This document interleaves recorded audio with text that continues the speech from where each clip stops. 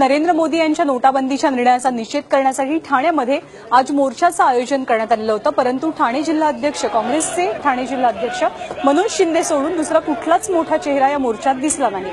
मात्र मोर्चात सामील झालेले कार्यकर्ते ही काँग्रेसचेच होते का भाड्यानं आणलेले होते असा सवाल उपस्थित होतोय। कारण मोर्चात सहभागी झालेल्यांना सोनिया गांधी कोण आहेत, राहुल गांधी कोण आहेत हेच ठाऊक नव्हतं। प्रसारमाध्यमांनी विचारलेल्या अगदी साध्या साध्या प्रश्नांची उत्तरं देताना सुद्धा मोर्चेकऱ्यांची कशी तारांबळ उडाली ते तुम्हीच बघा। मित्रा, काँग्रेसचे राष्ट्रीय अध्यक्ष कोण आहेत? राष्ट्राध्यक्ष राजीव गांधी हे आणि राजीव मित्रा, काँग्रेस राष्ट्रीय अध्यक्ष कोण आहेत?